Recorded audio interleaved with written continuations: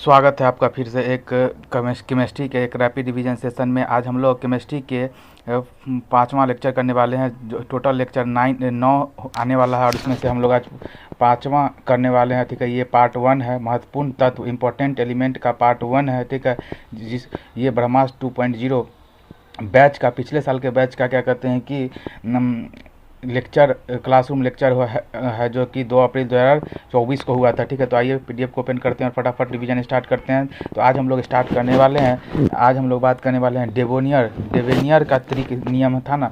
डेवेनियर ने जो त्रिक नियम दिया था 1817 में। कब दिया था? 1817 में डेवेनियर ने त्रिक नियम दिया था, जिसमें कि उन्होंने तीन तत्व के 3 सेट लगाए थे। ठीक है, तीन एलिमेंट के 3 सेट लगाए थे, जिसमें कि मान के चलिए कोई एलिमेंट एक्स वाई जेड है, तो एक्स और जेड का एक्स जेड वाई 2 करिएगा तो वाई का ये आ जाएगा, क्या बोलते हैं, परमाणु भार आ जाएगा। ठीक है, मैंने पहले और तीसरे का जब एवरेज निकालते हैं तो क्या बोलते हैं, पहले और तीसरे के परमाणु भार का जब एवरेज निकालते हैं तो मिडिल वाले का परमाणु भार आ जाता है। ठीक है ना, तो ये बात है। तीन का 3 सेट लगाए थे, तो ये कई बार ना तीनों सेट का नाम पूछ देता है। ठीक है, तो क्या है कि मध्य वाले कहते हैं मध्य वाले तत्व का परमाणु भार अन्य 2 तत्वों के परमाणु भार के औसत के बराबर होता है। ये है डेवोनियर का त्रिक नियम, 1817 में आया था। ठीक है, इन्होंने 3 सेट लगाया था। 3 सेट किसका किसका था? तो लिथियम सोडियम पोटेशियम। पहला सेट में क्या है? Lithium sodium potassium. दूसरा सेट में है क्लोरीन ब्रोमीन आयोडीन, और तीसरा सेट में है कैल्शियम स्ट्रोंशियम और बेरियम। ठीक है, तो बात करते हैं पहला सेट का। तो देखिए लिथियम का कितना होता है, एटॉमिक मास 7 है, सोडियम का 23 और पोटेशियम का 39। ठीक है, लिथियम का 7, सोडियम का 23 और पोटेशियम का 39। ठीक है, तो बात करते हैं 7 और पहले और तीसरे का जब एवरेज निकालेंगे तो देखिएगा कैसे निकलता है। 39 प्लस 7/2 करेंगे तो 46/2 माने 23 आएगा। कितना आएगा? 23 आएगा, जो कि मिडिल सोडियम के एटॉमिक मास के बराबर होगा। उसी तरीके से क्लोरीन ब्रोमीन आयोडीन में करें तो क्लोरीन का 35.5 है, आयोडीन का 127 है। तो 35.5 प्लस 127/2 करेंगे तो लगभग आएगा 81.25, जो कि लगभग 80 के आसपास है। बात करते हैं कैल्शियम स्ट्रोंशियम और बेरियम का। बात करें तो ये पहले और तीसरे का जब एवरेज निकालेंगे 40 और 137 का, तो कितना आएगा? 177/2 आएगा, जो कि 88.5 आएगा, जो कि लगभग है स्ट्रोंशियम के एटॉमिक मास के बराबर, जो कि 87.5 होता है। ठीक है, ये बात समझ में आ गया। आगे बात करते हैं। दूसरा नियम है अष्टक नियम। ठीक है ना, अष्टक के नियम को देने वाले न्यूलैंड थे। कौन थे? अष्टक नियम देने वाले न्यूलैंड थे। ये संगीत के स्वर पर क्या बोलते एलिमेंट को बैठाए थे, अरेंज किए थे। ऑक्टेट नियम इसको बोला जाता है। ऑक्टेट नियम न्यूलैंड ने दिया था, जिसमें सारे गामा पाधा निशा क्या कहते हैं कि हर एक साथ के बाद ना एलिमेंट ना का प्रॉपर्टी रिपीट करता है, ऐसा ही इन्होंने कहा था अष्टक नियम न्यूलैंड का जो था उसमें। ठीक है, हम बात करते हैं तो जैसे कि इन्होंने कहा था कि 8वें तत्व का गुण माने 8वें तत्व का गुण पहले तत्व के समान होगा। ठीक है ना, 7 के बाद 8वां आता है ना, तो 8वें तत्व का गुण पहले तत्व के समान आता है। और बात करते हैं कि अष्टक नियम का बात करें। ठीक है, अष्टक नियम का बात करें तो थोरियम 56 तक लागू होता है। अष्टक नियम कहाँ तक लागू होता है? तो एलिमेंट 56 जो कि थोरियम है, थोरियम 56 तक लागू होता है। और बात करते हैं नोबेल अक्रिय गैस में लागू नहीं होता है ये। ठीक है ना, अष्टक नियम नोबेल अक्रिय गैस में लागू नहीं होता है। और आगे बात करते हैं जैसे कि देखिए जैसे कि हीलियम है। ठीक है, hydrogen, helium, lithium, beryllium, boron, carbon, nitrogen, oxygen. ठीक है, नाइट्रोजन ऑक्सीजन ऐसे है ना। फिर fluorine, neon, sodium, magnesium, aluminium, silicon, phosphorus, क्या बोलते हैं, सल्फर और क्लोरीन, ऐसे करके है। तो देखिए पहला जैसे कि बात करते हैं इसमें क्या है कि हीलियम पे ये काम नहीं करता है, नियॉन पे ये काम नहीं करता, माने इनर्ट गैस पे तो ये काम करता ही नहीं है। लेकिन इसमें क्या है कि और हाइड्रोजन पे भी बता दिया ना कि हाइड्रोजन पे भी ये फॉलो नहीं करता है। तो बात करते हैं कि इसमें जो पहला और 8वां में जैसे कि क्या है कि फ्लोरीन क्लोरीन आपस में प्रॉपर्टी में सेम है, लिथियम सोडियम आपस में सेम है। उसी तरह बेरिलियम मैग्नीशियम, फिर बोरोन एल्युमिनियम आपस में, कार्बन और सिलिकॉन, फिर नाइट्रोजन और फास्फोरस, फिर ऑक्सीजन और सल्फर, ये सब आपस में प्रॉपर्टी सेम है। बात करते हैं आज एसिड बेस साल्ट का।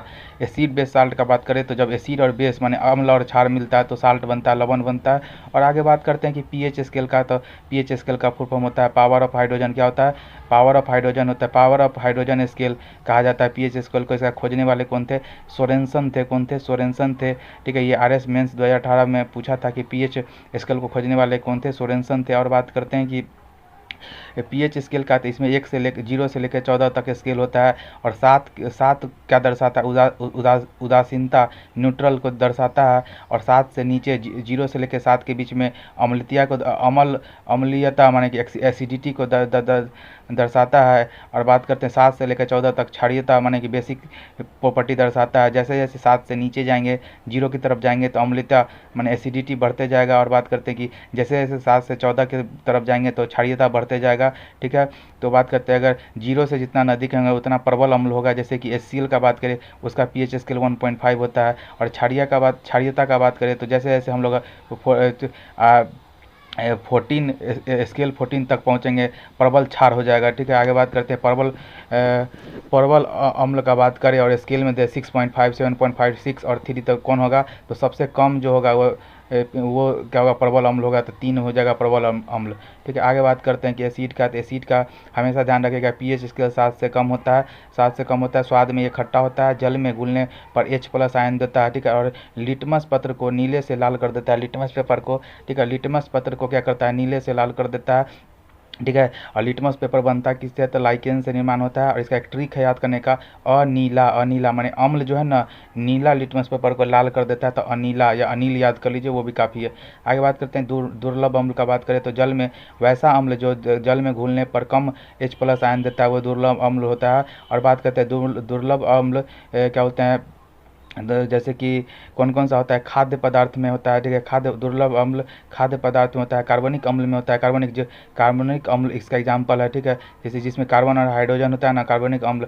और बात करें प्राकृतिक अम्ल, ये सब में क्या होता है? दुर्लभ अम्ल होता है। जैसे खट्टे पदार्थ, जैसे नींबू हो गया, जैसे नींबू में खट्टे पदार्थ, जैसे कि नींबू में सिट्रिक अम्ल होता है, सेव में मौलिक अम्ल होता है, अमरूद, टमाटर, पालक में ऑक्जेलिक अम्ल होता है। इमली में बात करें तो टार्टरिक अम्ल होता है। लाल चींटी में फॉर्मिक अम्ल होता है, लाल चींटी में फॉर्मिक अम्ल या फिर मेथेनाइक अम्ल होता है। बात करते हैं दूध, दही, डेयरी उत्पाद में लैक्टिक अम्ल होता है। बात करते हैं बटर या मक्खन का बात करें तो बटर या मक्खन में ब्यूटारिक अम्ल होता है। सिरका या विनेगर में एसिटिक अम्ल होता है। आंवला में विटामिन सी होता है। और बात करते हैं इसमें कौन सा अम्ल होता है? तो एस्कॉर्बिक अम्ल आंवला में होता है। बात करते हैं नोट में किडनी स्टोन या पथरी में क्या बोलते हैं कि कौन सा पथरी?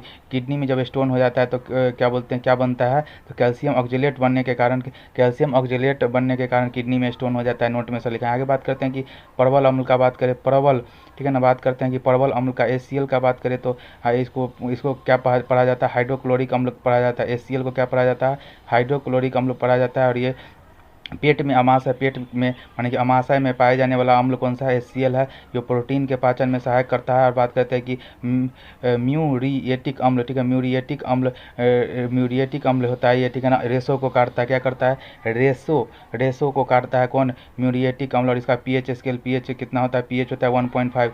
इसका पीएच कितना होता है? 1.5 होता है। और म्यूरिएटिक अम्ल रेशो को काटने वाला अम्ल होता है HCl। आगे बात करते हैं कि H2SO4 होता है सल्फ्यूरिक अम्ल। क्या होता है? सल्फ्यूरिक अम्ल, H2SO4 सल्फ्यूरिक अम्ल, अम्लों का राजा, किंग ऑफ एसिड कहा जाता है इसको। और बात करते हैं ऑयल ऑफ विट्रॉल या फिर थोथे का तेल कहा जाता है। और बात करें कि सीसा संचायक सेल जिसको बोला जाता है ना, लिथियम आयन बैटरी जो होता है ना, लिथियम आयन मतलब लेड बैटरी होता है ना, लेड बैटरी जैसे इन्वर्टर का बैटरी में इसका इस्तेमाल किया जाता है H2SO4 का। ठीक है, और बात करें में उपयोग इलेक्ट्रोलाइट के रूप में H2SO4 का इस्तेमाल किया जाता है। इसे तेजाब भी कहते हैं। बाथरूम साफ करने के लिए इसका इस्तेमाल किया जाता है। लेड बैटरी में क्या बोलते हैं कि इलेक्ट्रोलाइट के रूप में H2SO4 ही डाला जाता है। सल्फ्यूरिक अम्लराज बोला जाता है। HNO3 का बात करें तो नाइट्रिक अम्ल इसका बोला जाता है। HNO3 को नाइट्रिक अम्ल बोला जाता है, शीशे का विनाश कर देता है। और बात करते हैं एल्युमिनियम बर्तन स्ट्रॉन्ग, इसको क्या बोलते हैं कि एल्युमिनियम बर्तन में रखा जाता है क्या कि शायद स्ट्रॉन्ग एसिड होता है। और बात करते हैं कि एल्युमिनियम के बर्तन में रखा जाता है क्या स्ट्रॉन्ग शायद एसिड होता है। ठीक है, और बात करते हैं कि विस्फोट एक्सप्लोसिव होता है ये। तो HNO3 क्या होता है? विस्फोट क्या होता है कि शीशे का विनाश कर देता है ना, इसलिए एल्युमिनियम बर्तन में रखा जाता है। स्ट्रॉन्ग एसिड होता है और विस्फोटक एक्सप्लोसिव होता है। और बात करते हैं एसिड रेन का बात करें तो देखो वायुमंडल में क्या होता है, जब कोई व्हीकल चलता है, जैसे देखिए गाड़ी चलता है, व्हीकल चलता है, तो उससे NO2 और SO2 माने कि नाइट्रिक NO2 माने नाइट्रोजन ऑक्साइड और सल्फर ऑक्साइड निकलता है, ठीक है ना। इंडस्ट्री से निकलता है, ये सबसे निकला, व्हीकल से निकला और जाके वायुमंडल में जाके मिल गया। फिर NO2 प्लस H2O, NO2 के साथ H2O मिलता है तो HNO3 बनाता है, और SO2 के साथ H2O बनाता है तो H2SO4 बनाता है। तो देखिए जब NO2 के साथ H2O मिलता है, पानी के बूंद के साथ जाकर मिलता है तो HNO3 नाइट्रिक अम्ल बनाता है, और SO2 के साथ H2O मिलता है तो H2SO4 बनाता है, सल्फ्यूरिक अम्ल बनाता है।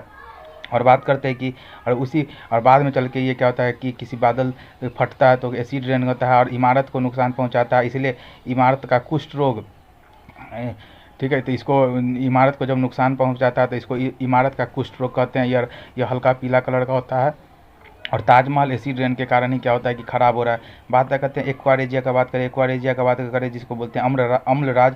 तो इसमें क्या होता है, ये मिश्रण होता है किसका, हाइड्रोक्लोरिक अम्ल और नाइट्रिक अम्ल का मिश्रण होता है। हाइड्रोक्लोरिक अम्ल, ठीक है, HCl, और नाइट्रिक अम्ल HNO3 का मिश्रण होता है। यह 3:1 रेशियो में होता है। कितने, 3:1 रेशियो में होता है। और सोना चांदी को साफ करने में इसका इस्तेमाल किया जाता है। आगे बात करते हैं अन्य अम्ल का, बात करें तो बेंजोइक अम्ल का फॉर्मूला होता है C6H5COOH, ठीक है। बेंजोइक अम्ल का फॉर्मूला क्या होता है, C6H5COOH, जिसको खाद्य परिरक्षण माने फूड प्रिजर्वेटिव के तौर पर बेंजोइक अम्ल का इस्तेमाल किया जाता है। इसको जैसे कि इसका उपचार अचार में बोल दीजिए, क्या बोलते हैं ना, दवा में उपचार में उपचार में इस्तेमाल किया जाता है, दवा मेडिसिन में इस्तेमाल किया जाता है। और बात करते हैं कि ग्रास में, ठीक है ना, ग्रास में इस्तेमाल किया जाता है। इसका बेंजीन का क्या होता है, C6H6 होता है बेंजीन। उसी में से हटा के एगो COOH क्या बोलते हैं कि ग्रुप जोड़ देते हैं तो बेंजोइक अम्ल बन जाता है। आगे बात करते हैं बोरिक अम्ल का, बात करें तो बोरिक अम्ल का इस्तेमाल कहाँ होता है, तो टेल्कम पाउडर जो होता है, घुमोरी नाशक जो होता है उसमें, आई ड्रॉप में, ये सब में बोरिक अम्ल का इस्तेमाल किया जाता है। बात करते हैं कार्बोनिक अम्ल का, जिसका फार्मूला होता है H2CO3, जिसको सॉफ्ट ड्रिंक, कोल्ड ड्रिंक या फिर सोडा वाटर में इसका इस्तेमाल किया जाता है, ठीक है। इसी के साथ हमारा आज का रिवीजन सेशन समाप्त होता है। मिलते हैं फिर किसी नए रिवीजन सेशन में, तब तक के लिए बाय।